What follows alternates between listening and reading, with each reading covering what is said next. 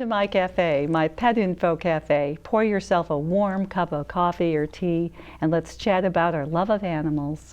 I am your host, Jennifer Eileen, and I am so delighted to introduce our topic today, Buffy and Xander, Second Chances. Please welcome my guests, Xander Brown, Papa and Director of Growth for Hurley, Group and Capture 411, and our VIP, very important pet, Buffy. So welcome to the two of you. And you've got her looking, and she's got gorgeous color. You are just beautiful, aren't you? Yeah, I color her every week. Oh, do you? Yeah. Okay. It's important that she What looks happened good. to your hair? I had to give it up for her. Oh, okay. All right, great. Everything is a cost.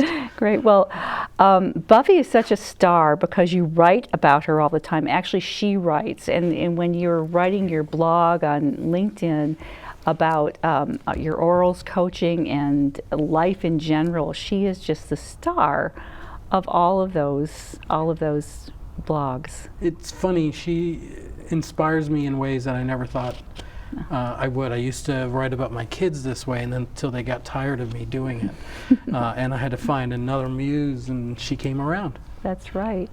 Well, let's tell our viewers why Second Chances. What's the significance of that? When Buffy's not my first dog. So, and I'm sorry, I'm not sure if she knew. So I had a dog, his name was Mozzie. Mozart was his formal name, and giant schnauzer, 125 pounds. I had him for almost 12 years, and he died of cancer. And I swore it off. I said I would never, ever have a pet again.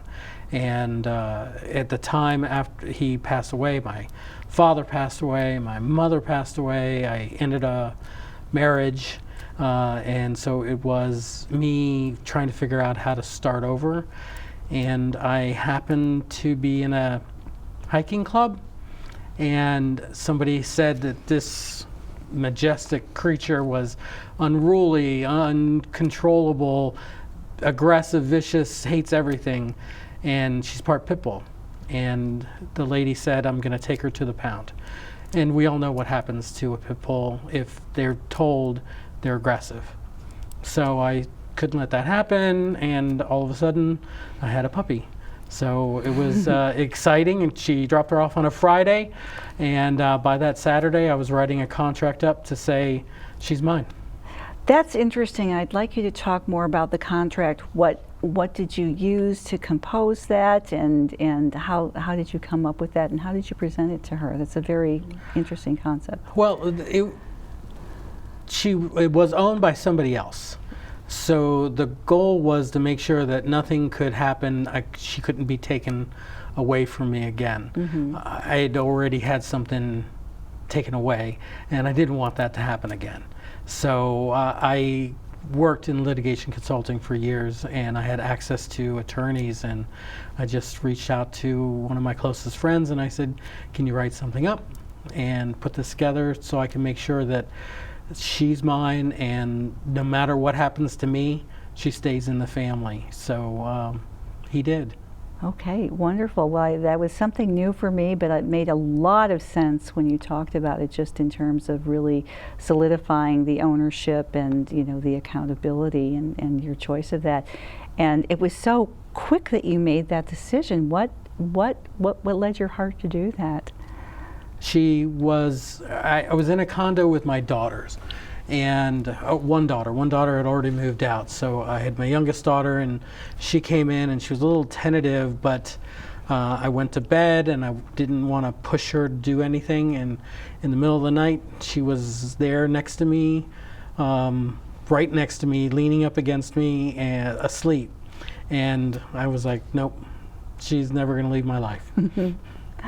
Well, that's just a beautiful story, because for someone else it wasn't the right dog, but that didn't mean it was the wrong dog for everyone. Right. And you took quite a leap of faith. I learned a lesson that I don't like the idea of something getting thrown away. And my house is full of secondhand furniture because there's still some love and life in it somewhere, and I see it, and so I buy it, and I couldn't allow anything to happen to Buff. Definitely not. Well, you've had some wonderful stories about the walks that you go on. You said that in the area you live in. So tell us about that. What is it like having her out with you? It's good and it's bad because she's a pit bull. So most people go the other way, ask that I not walk towards them, are scared. The easiest way to put it. So at first, most people, she didn't get a chance to meet dogs, and I think that she really wanted to, you could tell. And it took this group of moms that walk their dogs in this big field near NIH, which is where I live in Bethesda, and one of them said yes, and then the next one, and like the commercial, so on and so on, and next thing I know, there's anywhere between 10 to 30 dogs, never at the same time because that would be a gang, and very uncontrollable. But there's at least 2 or 3 dogs that I see religiously. She has a best friend. Okay. So his name's Max, and it's wonderful to watch the 2 of them play. And it's been a fun ride. We tried dog parks. We tried hiking. Hiking. So when I first got her, in the hiking group, it's funny, since you mentioned it, thank you for prompting that. So in the hiking group, we were all talking about going to Scott's Run.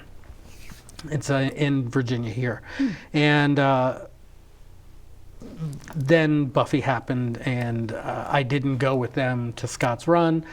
But every year, Buffy and I go to Scott's Run because that was the catalyst, that was the conversation that I jumped into, where I heard about her and she became part of my life.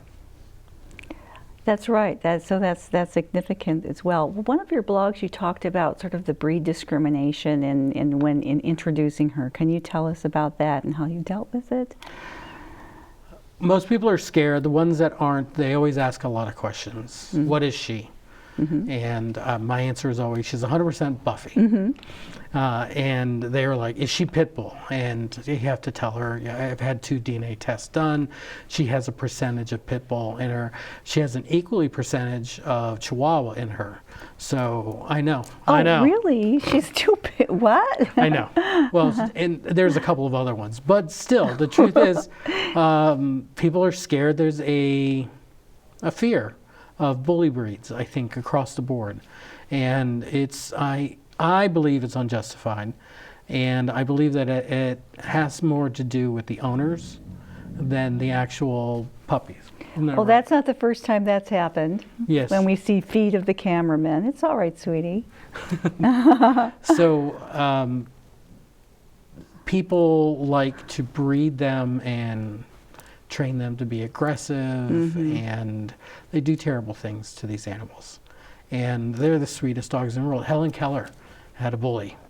Oh, tell us about that. That's interesting. I looked it up. So her dog that was her faithful companion was a pit bull.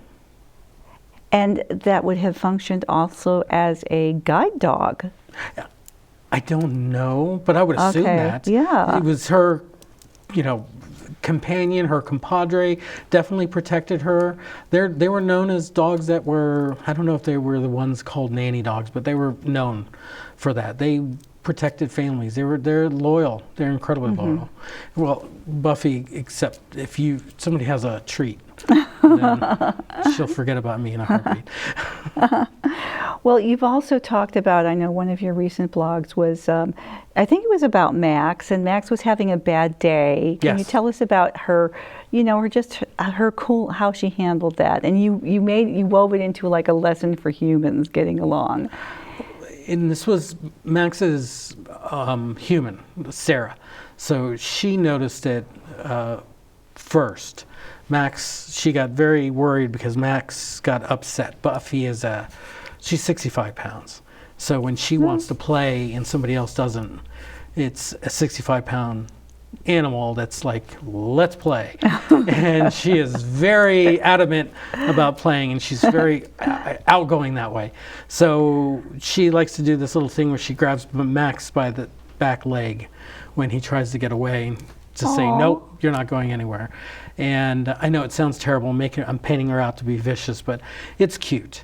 And Max this time didn't like it and turned and just started barking and barking and barking in her face, and she stopped and just walked in a circle with Max next to her, barking in her face just nonstop, and until he finally stopped, and then she waited and then came back and did the "Are we okay?"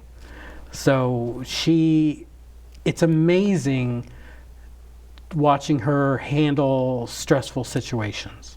Mm-hmm. And we should all try to emulate that, because a lot of times we don't. Yeah, well, the nipping is kind of a behavior, like I've recognized it amongst sheepdogs. Okay. I've interviewed a sheepdog trainer, and that is something the sheep herding, the border collies are trained to do. If you want to get those sheep moving, you might nip somebody or bark or something like that. Yeah, just a little bit. So that doesn't seem like an aggressive behavior, just in my opinion. No, I don't think it was. No, and I don't think it was either. Yeah. Well, so tell me about how she fits into your family. I mean, that you've had a loss of your family as well. Yes. And so this is about second chances. Can you tell us about that for you? Well, for me, it didn't just complete the family, but it gave.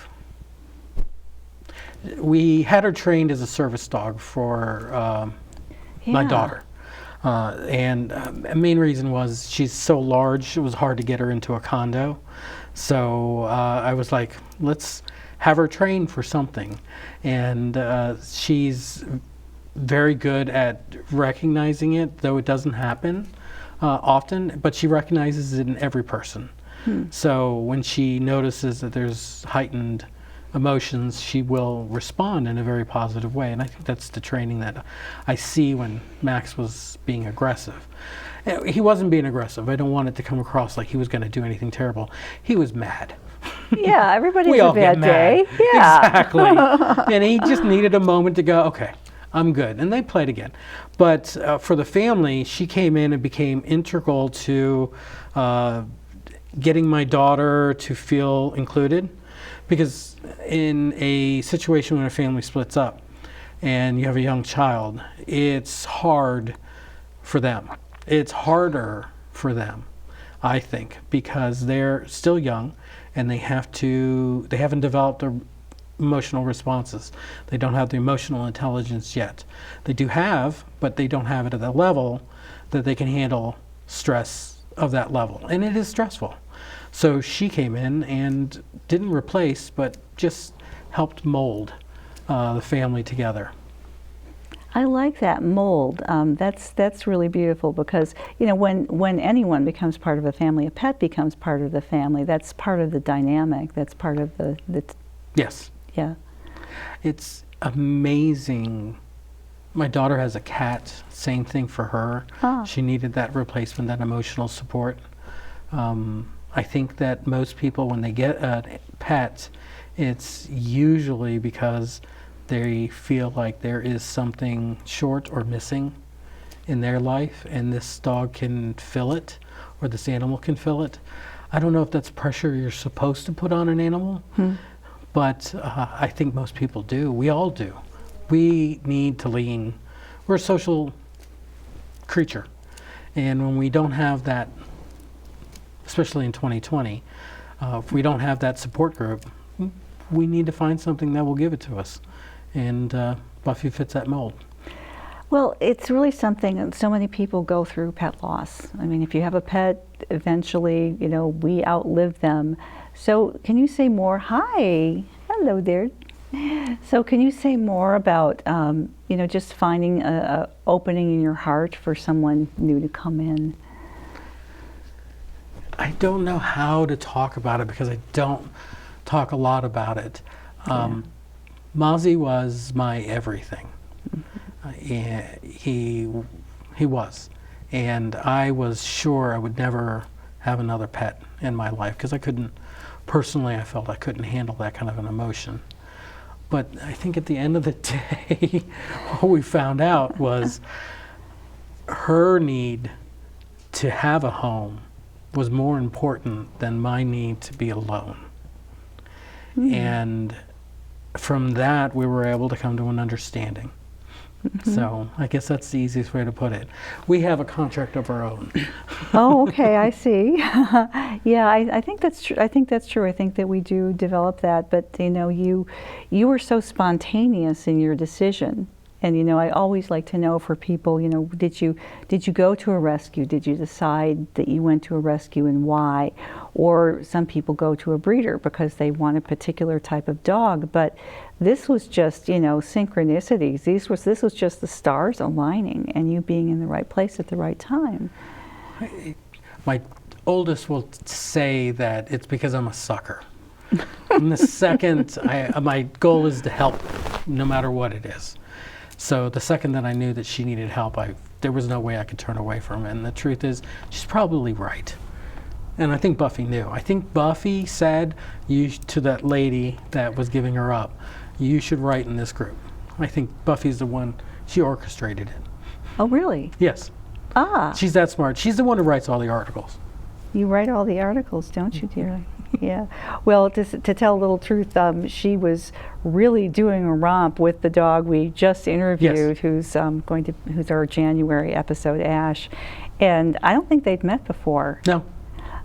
But you know Mike. Yes. But somehow, oh, look at that. Now, does she like belly rubs? She does.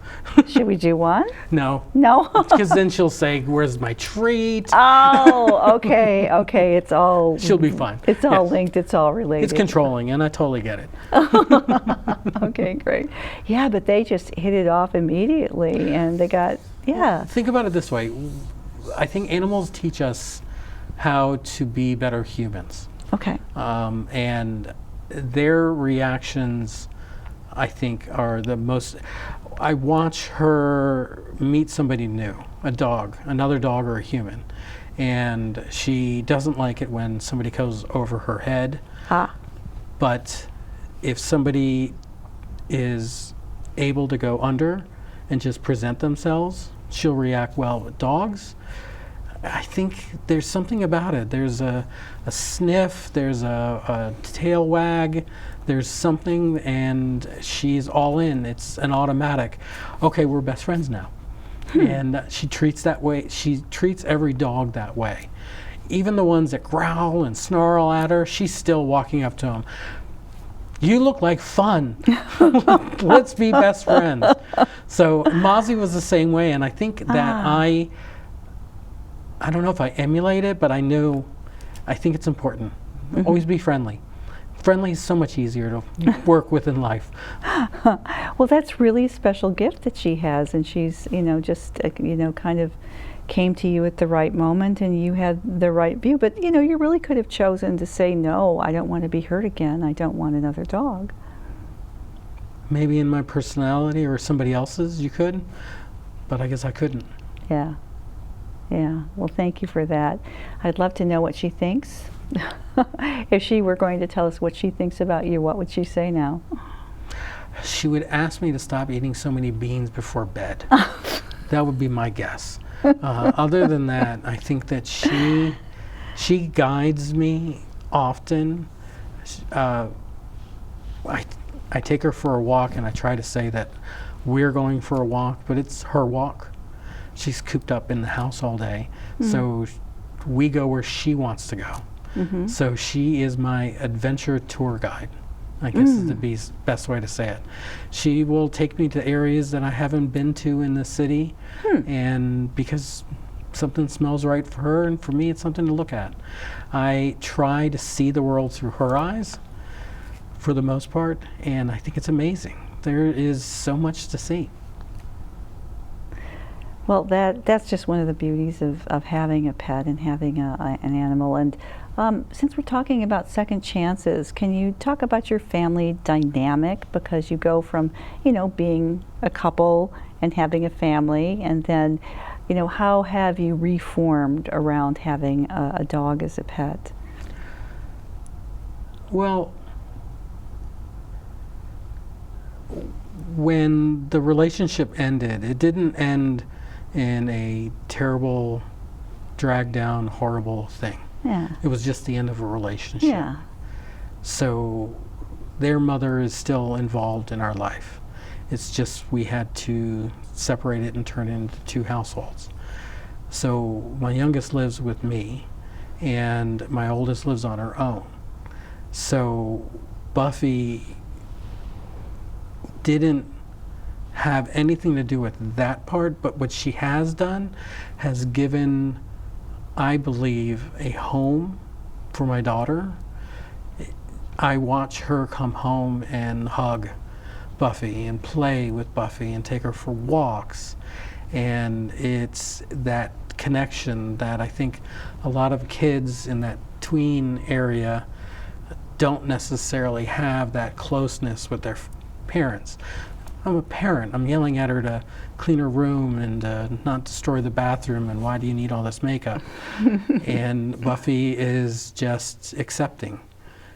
You be you, and she lets Buffy be her, and the two of them have bonded. And my oldest, when she comes over, it's the same thing. So again, Buffy's taught me how to be a better dad when it comes to being dads, to not be so, don't focus on that, focus on that she's home. So I'm not sure if that answered the question. Well, there's no right answer, just was curious. And then I also heard there's a bit of a story about the name Buffy. So when she first came to us, her name was Olive. What? Exactly. That's what I said. I was like, there's no Olive. And Charlotte and I sat on the floor in the condo saying names, just saying names. We had a baby book and we were just going through names, and she was Googling and searching.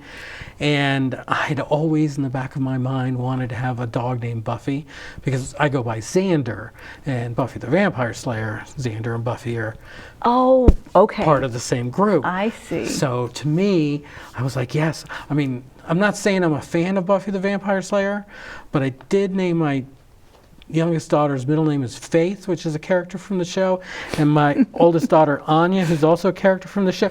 I'm just saying that I'm a big fan of the show. I thought it was great. So I just threw out Buffy after about an hour of us searching, and she reacted. She perked her head up, and I knew that she knew that was her name. So she in some way told us. Yeah, I knew that there was some connection. Thank you for telling about that. And as you asked me to share, my childhood dog's name was Buffy. Yes. And was this little fluffy collie. And we would dress him up in doll clothes and put him in a carriage. And it didn't last long, but we'd play with him like he was kind of a doll. And I have a beautiful picture of him because my sisters and I used to model for my father's ads, and my little sister was, talking to this fluffy, beautiful, that dog's name was what we associate with Buffy because it's fluffy and sweet and blonde. So thank you for sharing the genesis of her name, and it means something. Exactly. And it also says something because it's like a name that's based on the relationship between the two of you. It is, and Buffy is a character that is usually reserved and very strong, and is the one that usually comes and saves everybody. So I think that the name fit. Is that what you do? Yes. She saved me. Oh, sweet. That is a beautiful thought. Do you want to say more about that? How she saved you in our final minute or so? Her personality helps me be a better professional, better father, better person. I think that everyone that meets her will tell you that she's the sweetest dog, even though she's about to tear the studio apart. No, you didn't see the kittens who were here for Christmas last year. She can't do as much damage. Buff, come here. Hey, sweetie. You're a good girl. Say more. And I think there are people and animals and things put in this world for a purpose. And I think her purpose was to make sure that our family was good. That's a beautiful, very, very sweet thought. Thank you for that. I think that feels really close to closing on. And just any other last thoughts you would like to share about you, about Buffy, about your family in the minute or so we have left? I will say about the breed. Oh yeah, for sure. I think that if you go to most animal shelters, you'll see that the bully animals are the ones that are last to be chosen.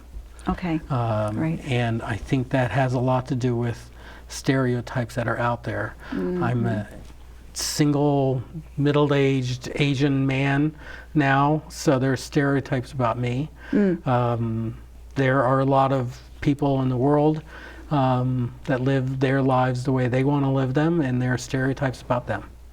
So I think that, if anything, Buffy should teach us that stereotypes aren't always right and should be looked at again.